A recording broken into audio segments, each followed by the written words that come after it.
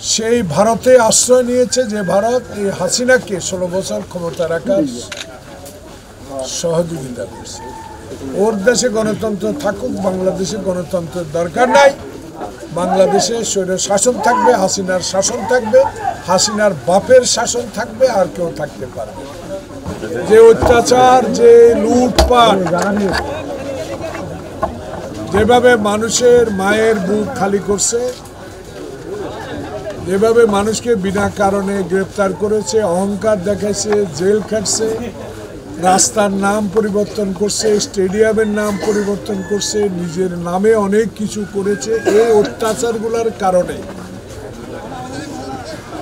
এবং আওয়ামী লীগের এই দুঃশাসনের কারণে যখন ছাত্র জনতা বাংলাদেশে আন্দোলন তুঙ্গে নিয়ে গেল, তখন বিরোধী দল যারা বিগত আওয়ামী লীগের বিরুদ্ধে আন্দোলনের রাস্তা ছিল, তারাও সহযোগিতা করার কারণে এই সরকার বিদায় নিছে। এই সরকার যখনই বিদায় নিল, আশ্রয় নিল কোথায়? ভারতে। যে ভারত আমাদেরকে বর্ষাকালে বাঁধ খুলে দিয়ে পানিতে ভাসায় দেয়, শুকনাকালে বাঁধ আটকায় রাখে যাতে কোনো পানি বাংলাদেশে না আসতে পারে, আমরা শুকিয়ে মরে যাই। সেই ভারতে আশ্রয় নিয়েছে, যে ভারত এই হাসিনাকে 16 বছর ক্ষমতা রাখার সহযোগিতা করছে। ওর দেশে গণতন্ত্র থাকুক, বাংলাদেশে গণতন্ত্রের দরকার নাই। বাংলাদেশে স্বৈর শাসন থাকবে, হাসিনার শাসন থাকবে, হাসিনার বাপের শাসন থাকবে, আর কেউ থাকতে পারবে। সেই কারণে সে ছাত্র জনতার আন্দোলনের কারণে, আবু সাইদ খোকনের রক্ত দেওয়ার কারণে পালিয়ে গেছে কোথায়? একই জায়গায়, হিন্দুস্তানে।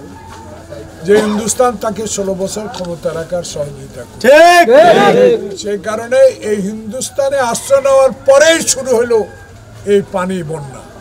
তাই লোকজন, আমার কথা না শুধু, আমি গত 16-17 দিন আপনাদের পাশে থাকার চেষ্টা করছি আমার ক্ষুদ্র সহযোগিতা নিয়ে। জনগণ আমাকে বলা শুরু করেছে, হাসিনা যেদিন হিন্দুস্তান গেল, যেদিন দিল্লি গেল, তারপর থেকে এইখানে ফেনীর কাছে আসাম ত্রিপুরার একটা বাঁধ আছে, সে বাঁধ খুলে দিয়েছে। এটা রাজনৈতিক বক্তব্য হইতে পারে না, এটা রাজনৈতিক বক্তব্য হইতে পারে, জনগণের বক্তব্য হইতে পারে।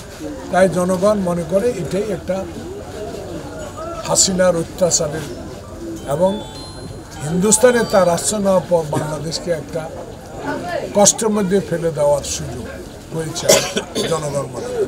তাই আমি অনুরোধ জানাবো, হাসিনার বিদায় হয়েছে, এমন একটা সরকার আসছে, সরকারটা অত্যন্ত নিরপেক্ষ সরকার।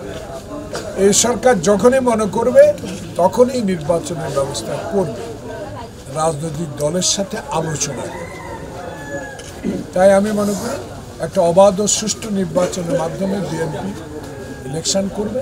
সেই ইলেকশনে আমাদের নেতা তারেক রহমান বলেছে, আমি চোরা ভোটে, মরা ভোটে, রাতের ভোটে প্রধানমন্ত্রী হতে চাই।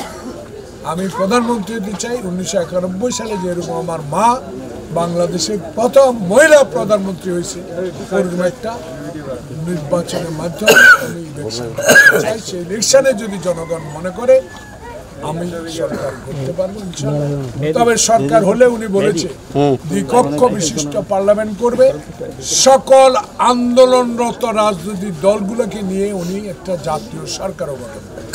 সেখানে আপনারা এখন শত্রুতা উদ্ধারের সময় না, আইন প্রয়োগকারী সংস্থাকে সহযোগিতা করতে হবে। হ্যাঁ, আইন প্রয়োগকারী সংস্থা যারা অতীতে ছিল সব আওয়ামী লীগ, ছাত্রলীগ, সন্ত্রাসী হিসেবে, সব পুলিশ না, কিছু পুলিশ এরাও ট্রান্সফার হয়ে যাবে, থাকবে, ভালো লোক আসবে। সে কারণে আপনারা সরকারকে সহযোগিতা করতে হবে, আমাদের নেতাদেরকে সহযোগিতা করতে হবে। আর কেউ কেউ ক্ষমা করলেও বাংলাদেশে শেখ হাসিনা ছাত্রদের উপর বুকে গুলি করে অসংখ্য ছাত্রদের হত্যা করেছে, তাকে কিন্তু বাংলাদেশের জনগণ ক্ষমা করবে। কে ক্ষমা করলো না করলো এটা আমাদের কোনো বিষয় না, এই নিয়ে আমরা কথাও বলতে চাই। শুধু এইটুকু বলতে চাই,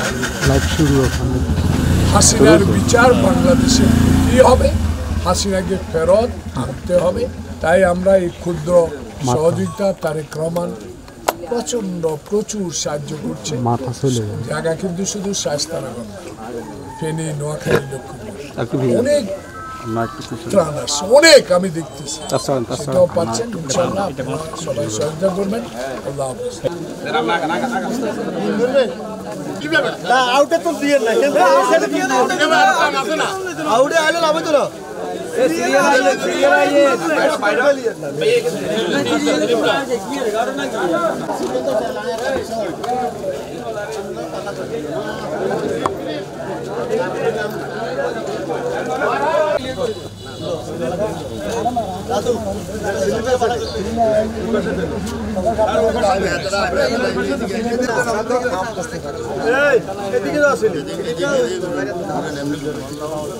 আমরা ইন্ডিয়া চিলি ইন্ডিয়া